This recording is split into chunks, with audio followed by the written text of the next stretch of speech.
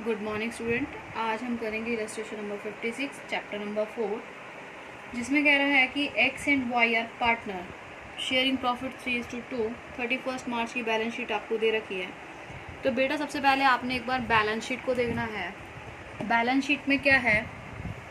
Balance sheet में बता रखा है यहाँ पर general reserve already appear in the books and capital account भी लिखा हुआ है, करंट अकाउंट भी लिख रखा है। इसका मतलब कैपिटल आर फिक्स, तो आपने इसमें कैपिटल अकाउंट भी बनाना है और करंट अकाउंट भी बनाना है। एक सबसे पहले बात ध्यान ये रखते हैं कि जब भी कोई हम इलस्ट्रेशन अब करेंगे तो सबसे पहले कुछ भी अगर इसमें पहले से दे रखा है, जैसे यहाँ पर जनरल रिजर्व दिख रहा है, अंडरलाइन कर रखा है, और गुडविल, ये already appear in the books हैं, इनको सबसे पहले हमें ख़त्म करना है, यानी कि इनको राइट ऑफ करना है। तो पहले सबसे पहले हम जनरल रिजर्व को बांटते हैं।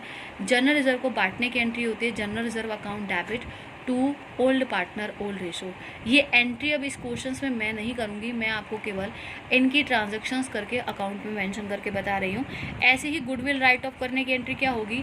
Old partners account debit to goodwill और ओल्ड रेशो में बांटना है, 10,000 को भी और 12,000 को भी। तो इसकी एंट्री जैसे ही हमने क्वेश्चन में देखा, अब इसकी एंट्री हम करंट अकाउंट में करेंगे। क्यों करंट अकाउंट में करेंगे? क्योंकि कैपिटल जो है हमारी फिक्स है।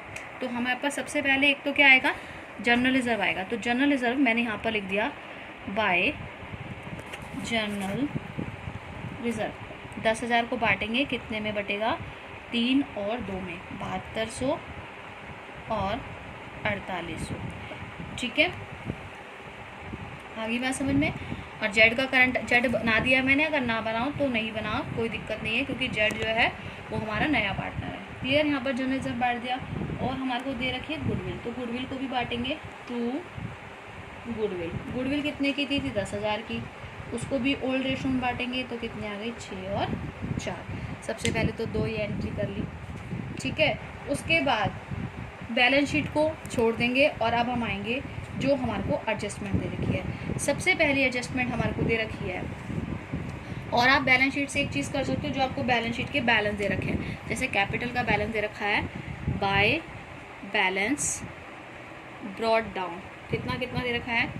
इसका हो गया 60,000 और यहाँ हो गया 30,000। ठीक है, ऐसे ही कैपिटल का बैलेंस करंट का दे रखा है by balance carried down current account का, ये है 10,000 और 2,000। ये बैलेंस भी लिख देंगे हम। क्लियर? अच्छा, उसके बाद फर्स्ट ट्रांजैक्शन पे आते हैं। A provision of 5% to be created on debtor. अब हमें एक प्रोविज़न बनाना है। जब कोई प्रोविज़न बनाया जाता है तो हमारे लिए लॉस होता है, तो लॉस आपको पता है कहाँ जाता है? रिवैल्यूएशन अकाउंट में डाल जाता है। तो लिखेंगे to provision for doubtful debts. 5% बनाना है डेटर्स पे। डेटर्स हैं हमारे 20,000 कर, और 20,000 पर 5% बनाना है। 20,000 पर 5% बनेगा बेटा 1,000, लेकिन बैलेंस शीट में ना आपको 800 पहले से दे रखे हैं, तो अब केवल कितने का बनेगा? 200 रुपये का। ये चीज़ ध्यान रखना कि बैलेंस शीट में 800 रुपये का गिवन है, तो हमें अब कितने का बनाना है? 200 का। और जब हम डेटर्स लिखेंगे, प्रोविज़न माइनस करेंगे, तो वहाँ पर हम 1,000 रुपये माइनस कर देंगे। क्लियर? फर्स्ट पॉइंट हो गया। सेकेंड पॉइंट है accrued income 1500 does not appear in the books and 5,000 are outstanding salary. यानी कि ये जो है पहले से नहीं था, एक्रूड इनकम। अब इनकम है, इनकम हमारी क्या हो जाएगी? प्रॉफिट। तो यहाँ लिख देंगे बाय एक्रूड इनकम, कितने की थी? 1,500 की।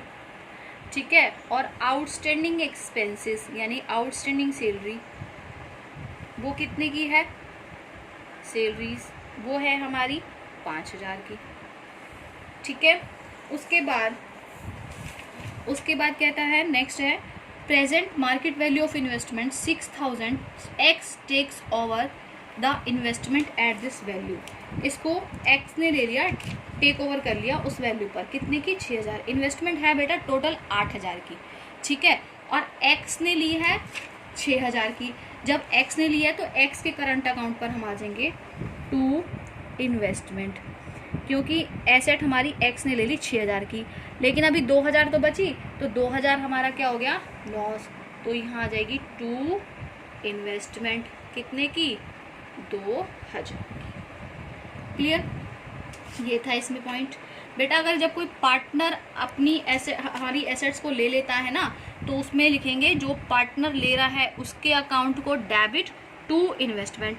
अब इसने 6,000 की ली है और थी 8,000 की, तो 2,000 का लॉस हो जाएगा, वो 2,000 का लॉस रिवैल्यूएशन में जाएगा। और किस पार्टनर ने ली? एक्स ने ली। अब यहाँ पे कैपिटल फिक्स थी, इसलिए कैपिटल अकाउंट में नहीं लिखते, कैपिटल अकाउंट में केवल कैपिटल आती है।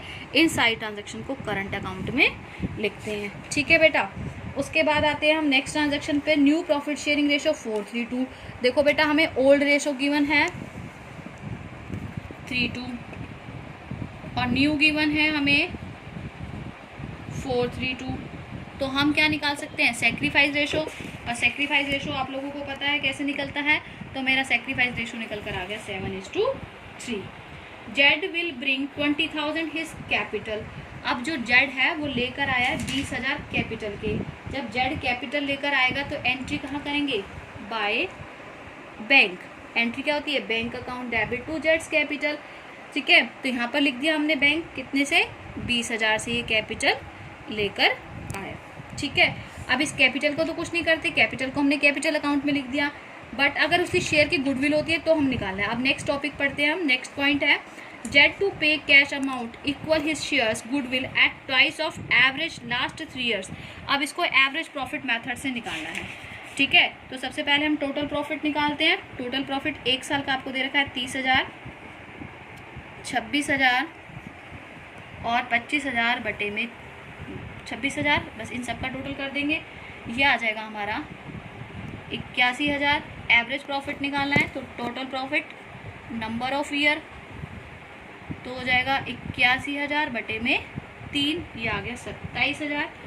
गुडविल कितनी आएगी? 27,000। नंबर ऑफ परचेजिंग ईयर है बेटा 2, तो आ गई 54,000। अब शेयर्स निकालना है। जेड शेयर गुडविल कितनी आएगी? जेड शेयर्स गुडविल आएगी आपकी 54,000 बटे में कितना? नया पार्टनर कितना है? 2/9, तो ये आ गई आपकी 12,000। अब 12,000 के जो गुडविल लेकर आता है उसको हम कैसे बांटते हैं? Premium for goodwill account debit to partners, कौन से? ओल्ड पार्टनर और सेक्रीफाइस रेशो में, तो इसको बांट देंगे बाय प्रीमियम फॉर गुडविल 8400 और 3600। किस रेशो में बांटा हमने? Sacrifice ratio. सेक्रीफाइस रेशो है हमारा 7 और 3। क्लियर। उसके बाद है half the amount goodwill withdraw. Half amount निकाल ली, किसने निकाल ली? पार्टनर ने, तो यहाँ कर देंगे टू कैश। निकाल लिया हाफ, तो 8400 का हाफ हो गया 4200 और 3600 का हाफ हो गया 1800।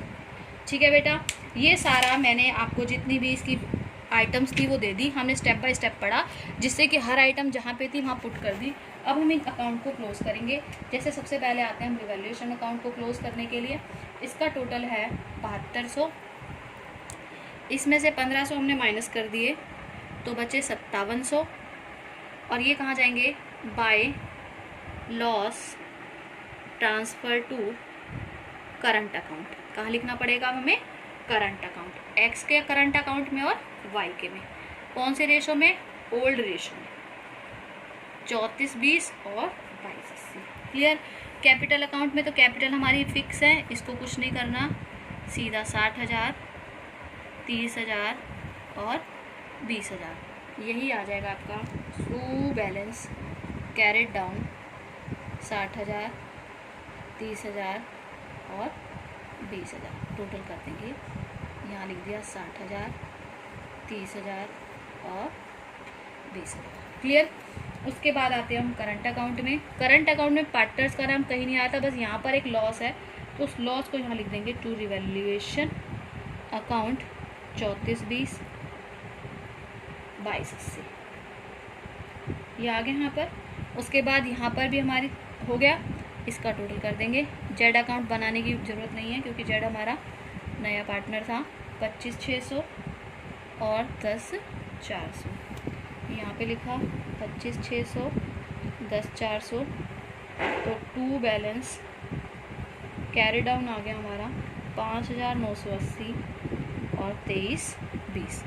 अब आते हैं बेटा हम बैलेंस शीट में।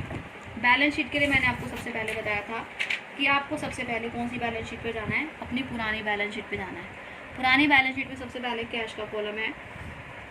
कैश आपका कितना आएगा, 5000 है यहाँ, ठीक है। और 5000 ये, और लेकर कितने आया था वो, 20000। तो 5000 प्लस 20000 कितना हो गया, 25000। 25000 में से 12000 की उसकी गुडविल थी, कितना हो गया, 37000। 37000 में से 6000 रुपये पार्टनर से निकाल लिया, बाकी कितना बचा, 31000। ये लिख देंगे 31000, ठीक है जी। उसके बाद आते हैं हम, दूसरा कॉलम है डाटर का। डेटर्स में दे रखे हैं 20000 और लेस करना है प्रोविज़न। प्रोविज़न पहले 800 का दे रखा था, अब 200 का और बना दिया, तो कितने का बन गया, 1000 का। तो अब आ जाएगा 19000। उसके बाद पेटेंट्स दे रखे हैं। पेटेंट्स के बारे में हमने कुछ नहीं किया, जिसके बारे में कुछ नहीं करते बेटा वही अमाउंट वैसे के वैसे लिख देते हैं, 14800। उसके बाद है फिक्स एसेट्स। फिक्स एसेट्स के बारे में भी कोई इन्फॉर्मेशन नहीं थी, तो फिक्स एसेट्स भी एज इट इज़ 72000। उसके बाद एक्रूड इनकम, ये क्या थी हमारी, अनरिकॉर्डेड एसेट्स थी, उसको लिख देंगे, वो कितनी हो गई, 1500। ये हो गया आपका एसेट साइड। अब आते हैं लायबिलिटी साइड। क्रेडिटर्स कितने के दे रखे हैं, 15000, इसके बारे में भी कोई इन्फॉर्मेशन नहीं है, तो वही amount. Outstanding salaries, outstanding salary कितने की है, 5000, ये भी हमारी कौन थी, अनरिकॉर्डेड लायबिलिटी थी। उसके बाद लिखेंगे कैपिटल अकाउंट। कैपिटल ये वाला बैलेंस लिखेंगे जो एक्स वाई जेड का ये बैलेंस आया है, 60000, 30000 और 20000। ये टोटल हो गया हमारा 1,10,000। अब नीचे लिखेंगे करंट अकाउंट, एक्स का वाई का। करंट का जो बैलेंस आया कितना आया है, 5980 और 2320। 5980 ये रहा यहाँ पर करंट अकाउंट का जो बैलेंस आएगा वो लिखना है। इसका टोटल कर लेंगे 0, ये आ गया 8300, 8300। इसका टोटल करेंगे तो आएगा 1,38,300 और इसका भी आएगा 1,38,300। ये हो गई बेटा आपकी इलस्ट्रेशन नंबर 56। आपको इसी तरीके से क्वेश्चंस को करना है। जो आइटम जहाँ पर सीरियल वाइज पढ़ो, जो आइटम जहाँ की है उसे पुट कर दो। आप ये ढूंढते रहोगे ना, ये आइटम यहाँ लिखूँ वहाँ लिखूँ, तो आपको कन्फ्यूज़न होगी। इस तरीके से आपको क्वेश्चन को करना है। अगर कोई डाउट हो तो फिर पूछ लें।